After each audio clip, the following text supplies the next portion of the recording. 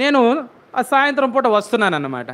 ఇటు ఊర్లోకి వస్తుంటే ఒంగోలు ఎష్కోలు ప్రార్థనా మందిరం నుండి ఒక 10 మంది సేవకులు ప్రాటలు పడుకుంటా బోర తీసుకొని సువార్ చెప్తూ వస్తున్నారు. వస్తూ ఉంటే నేను మా వీధిలోకి అడ్డంగా నిలబడ్డా. ఆడకొచ్చి నిలబడ్డా, వాళ్ళని పోనీయకుండా చేయాలనుకున్నా. వచ్చి నిలబడ్డాను. వాళ్ళ దగ్గరికి వచ్చారు. లే బాబు కొద్దిగా అడ్డంలే, మేము ఇటు వెళ్తామన్నారు. అటు ఎవరు లేరు వినేవాళ్ళు. వెనక్కి వెళ్ళండి అన్న. విన్నా వినకపోయినా ఆ బజార్ని అటు వెళ్ళి అటు తిరిగి మందిరం కాడికి వెళ్తామన్నారు. నేను అన్నాను అటు వెళ్ళటానికి లేదన్నా. వెళ్ళకపోతే మరి అంటే అన్నాడు, నువ్వు లెగు మేము వెళ్ళాలా అంటే నేను వెళ్ళలేను అన్నాను. వెళ్ళనీనంటే వాళ్ళని అట్లనే పట్టుకున్నా, గొంతు పట్టుకున్నా అనమాట. అయ్యో గొంతు పట్టుకొని ఏం చేస్తావు నువ్వు అని అనగానే గొంతు పట్టుకొని నడివీధిలో అసలు ఎంత అసభ్యకరంగా మాట్లాడంటే అంత అసభ్యకరంగా మాట్లాడాను. అలాగనే చెప్పాను, నేను ఇక్కడే నీ గొంతు పట్టుకొని నీ గొంతు కోరికి నీ రక్తాన్ని తాగుతా, ఎవరు అడ్డం వస్తారు రమ్మను. ఇక ఇళ్లలో వాళ్ళు అందరూ వస్తున్నారు, గుంపులు గుంపులుగా వస్తున్నారు. వచ్చాయా వెళ్ళిపోవడమని సైకి చేస్తున్నారు, నోటితో కూడా చెప్పలేరు. సైకి చేయి వాడితో పెట్టుకోకాకుండా వెళ్ళిపోండి అని సైకి చేస్తున్నారు. మా 10 మంది. వాళ్ళల్లో ఆ వెనకలు ఉన్నారు. వాళ్ళు మాత్రం నాకు కొంచెం తర్వాత నేను రక్షించబడిన తర్వాత వాళ్ళు గుర్తు నాకు. వాళ్ళు ఎవరంటే ఎల్లంపల్లి పీటర్ గారు, నూతలపాడు అబ్రహాం గారు. వాళ్ళు పెద్దవాళ్ళు అన్నమాట. వెనుకున్నారు, మిగతా సేవకులందరూ ముందున్నారు. ఆ ముందున్న సేవకుని షోలర్ బ్యాగ్ తీసుకొని ఇలా చూపించి తిట్టాను అనమాట. ఎంత అసభ్యకరంగా తిట్టానంటే అంత అసభ్యకరంగా వాళ్ళని అవమానపరిచాను. వాళ్ళందరూ చెప్పిన దాన్ని బట్టి వాళ్ళు ఉండి అనుకుండి ఎక్కడోళ్ళు అక్కడ మోకరించండి, ప్రార్థన చేసుకుని వెళ్ళిపోదామన్నారు. సరే అందరూ మోకరించారు, ప్రార్థన చేశారు, రిటర్న్ వెళ్ళిపోతుంటే నాకు అనిపించింది అనమాట. చూసేవారు నా దెబ్బ అంటే వాళ్ళని వెనక్కి పంపించాను కదా అనుకుంటున్నాను నేను. కొంత దూరం వెళ్ళిన తర్వాత ఒక దైవసేవకుడు వెనక్కి తిరిగి మాట్లాడుతున్నాడు. ఆరోగ్యం ఏదో మమ్మల్ని వెనక్కి పంపించావు, నువ్వేదో సంతోషిస్తున్నట్టుకుంది. యేసు ప్రభు జీవము కలిగిన దేవుడు, యేసు ప్రభు మాట్లాడగలిగే దేవుడు, యేసు ప్రభు మాట్లాడే దేవుడు, యేసు ప్రభు సర్వశక్తి కలిగిన రోజు నీతో మాట్లాడతాడు అన్నాడు. నేను అన్నాను, యేసు ప్రభు మాట్లాడేవాడైతే నాతో మాట్లాడమును, నన్ను పేరు పెట్టి పిలవమును, ధైర్యం ఉంటే పిలవమును. నువ్వు మాత్రం మా ఊర్లో మాట్లాడకూడదు, నువ్వు మాట్లాడేవా నీ గొంతు కోసేస్తాం, వెళ్ళిపో అని చెప్పి అలాగా బెదిరించని వెళ్ళిపోయాను. ఆ రాత్రి ఇంకొక డినామినేషన్లో మీటింగ్ జరుగుతుంది. ఆ మీటింగ్ ఏంటంటే మద్రాసు నుంచి వచ్చాడు ఆయన. ఒక పద్మశాలి కుటుంబంలో జన్మించినట్టు వాడు. ఆయన సాక్ష్యాన్ని పంచుకుంటాడు. ఆ రోజు అక్కడ బాగా పెండాలు వేశారు.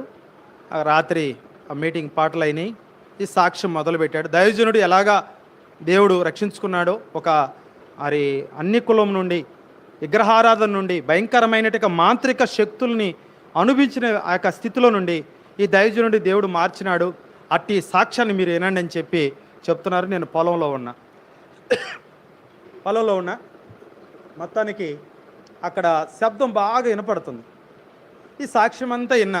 ఎందుకంటే ఒక పద్మశాలి కుటుంబంలో జన్మించినాడు. ఈ చేతబళ్ళు, ఈ మంత్రశక్తుల ప్రభావం అనుభవించాడు. పెళ్లి చేసుకున్నాడు, నెమ్మది లేదు, సంతోషం లేదు, చాలా దీనస్థితిలో ఉన్నప్పుడు ఓ దైవజనుల ఇంటిని దర్శించి వాళ్ళు చదువుతున్న గ్రంథాలు, వాళ్ళు పూజిస్తున్నట్టు యొక్క దేవతలు, దేవుళ్ళు అవన్నీ చూసి బైబిల్ చదివి ఎంత శాపగ్రస్తులో, ఎంత భయంకరమైన శిక్షార్హులో వాక్యం ద్వారా వాళ్ళకి తెలియజేశాడు.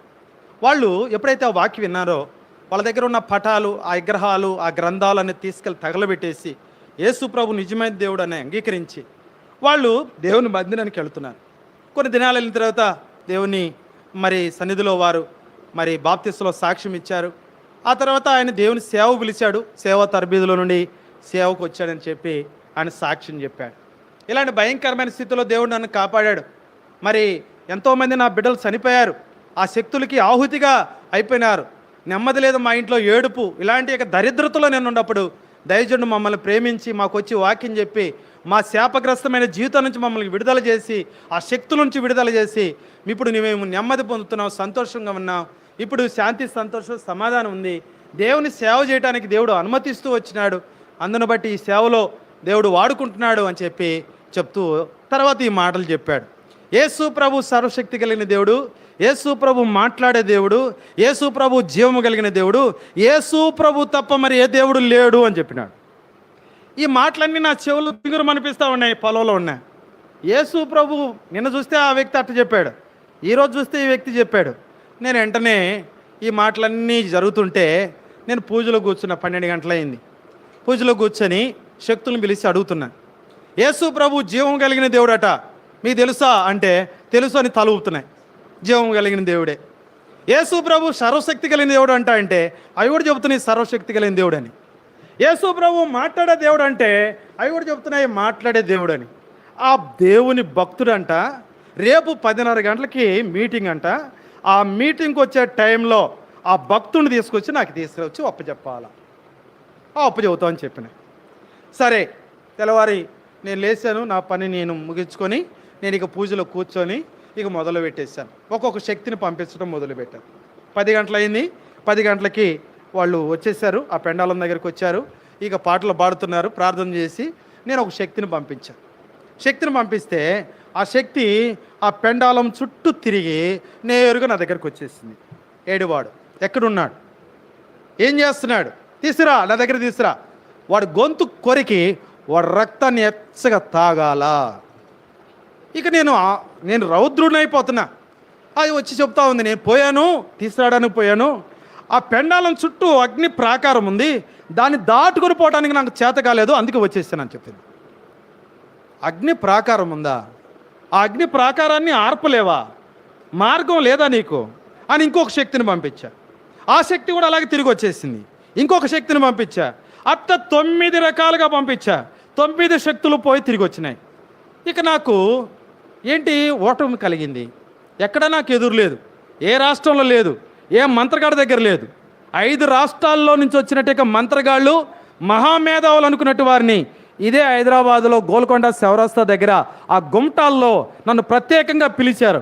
అలా ఎలా తీయగలిగావు, ఎలా చేయగలిగావు అని అడిగారు. నన్ను కించపరిచినట్టుగా, అవమానపరిచినట్టుగా మాట్లాడుతున్నారు. అయితే వాళ్ళ వయసుకి సరిపోయినవాడిని కాదు, నేను చాలా చిన్నవాడిని. నా దగ్గర ఏమి వేషధారణ లేదు. ఏదో ఆ యొక్క ఇవి రుద్రాక్షాలు, బొట్లు, బోనాలు, ఆ కట్లు ఏమీ లేవు. ఒక సాధారణమైన మనిషి ఎలా ఉంటాడో అలాగే ఉంటాను నేను.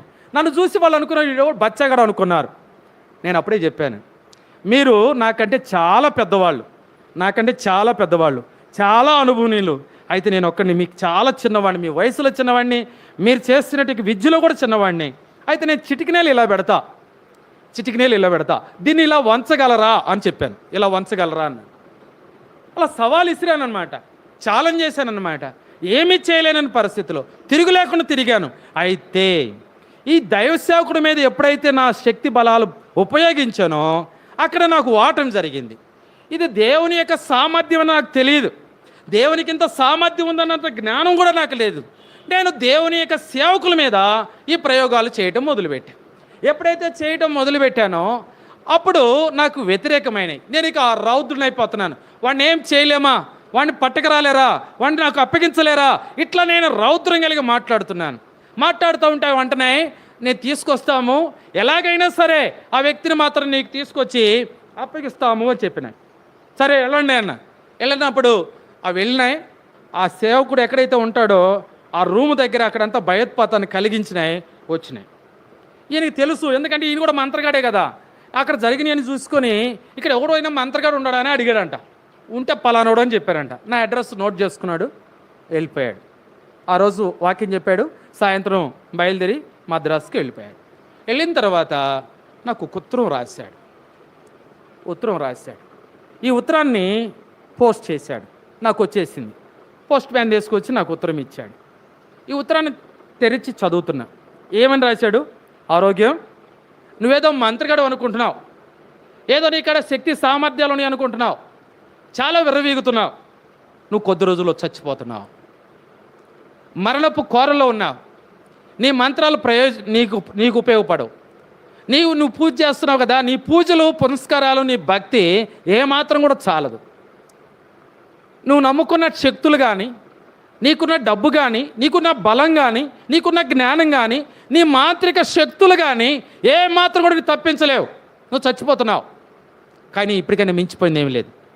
యేసు ప్రభువా, నేను పాపిని, నా పాపాలు క్షమించు, ఆ కలవరి సిలువ రక్తంతో నన్ను కడుగు, నన్ను శుద్ధీకరించు ప్రభువా, ఈ పాప బంధకాల నుంచి నన్ను విడిపించు అని చెప్పి ఈ కొద్దిపాటి ప్రార్థన నువ్వు ప్రార్థన నీ మనసులో చేసుకుంటే యేసు ప్రభు నీ పాపాలు క్షమిస్తాడు. ఆ భయంకరమైన శిక్ష నుండి తప్పించుకుంటావు. ప్రభువైన యేసుక్రీస్తునందు విశ్వాసం ఉంచు, అప్పుడు గొప్ప ఆత్మరక్షణ పొందుతావని ఆ ఉత్తరాన్ని ముగించాడు.